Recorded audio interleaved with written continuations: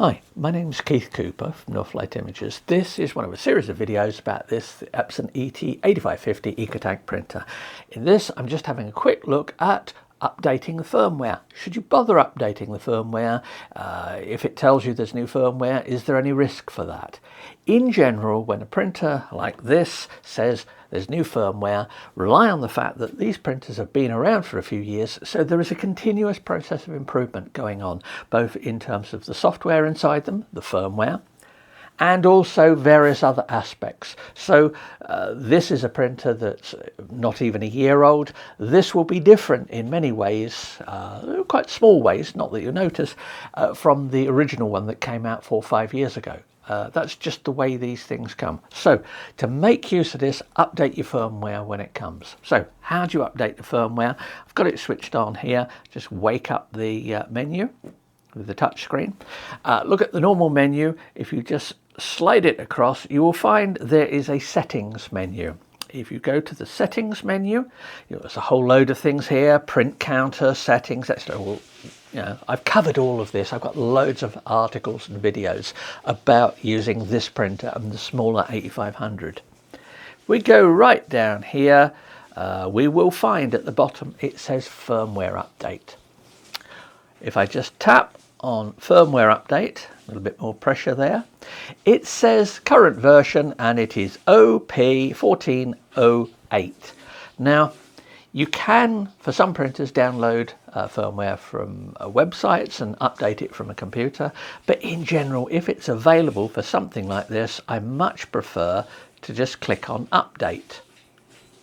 Now, it says proceed to check for firmware update. The printer needs to be connected to the network. Yes, it is. It's on our network here. Start checking. Start the firmware update. Now, it will check. It won't do an install. So you can check this without necessarily doing it. So let's do that. A bit of blurb about agreeing all the statements, etc. And we go checking for updates. It did it. And here it says, you have the latest firmware, no need to update.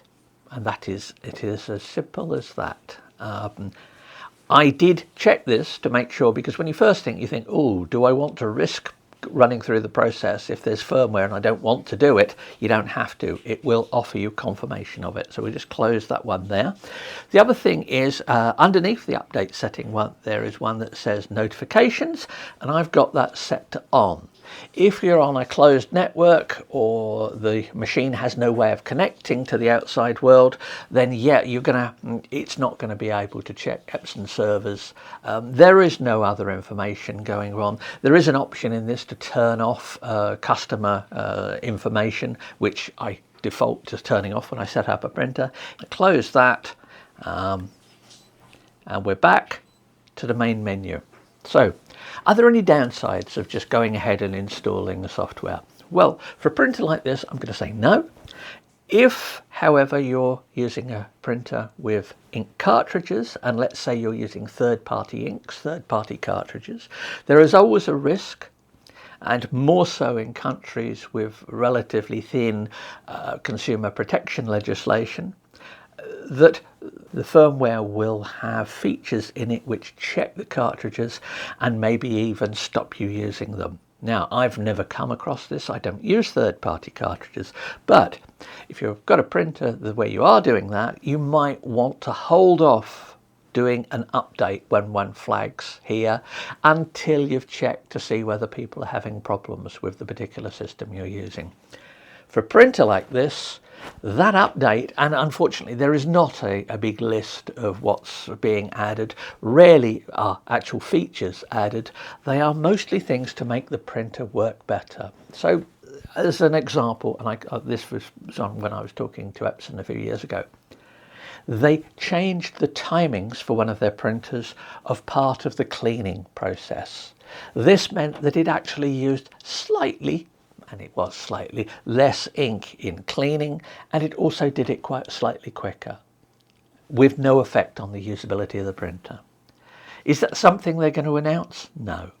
There's an awful lot of stuff. These printers change over their lifetime quite a bit, so This internally there will be slightly different. Components change, all sorts of stuff changes over the life of a printer. Because remember, printers last for years. So there you go, nothing to worry about. If it flags it up, if you're feeling paranoid, wait a month or so. It's not going to do anything. And yeah, if you don't update, well, if it's working fine, don't worry about it. But don't be too bothered about doing these updates for a printer like this. Anyway, hope that's useful.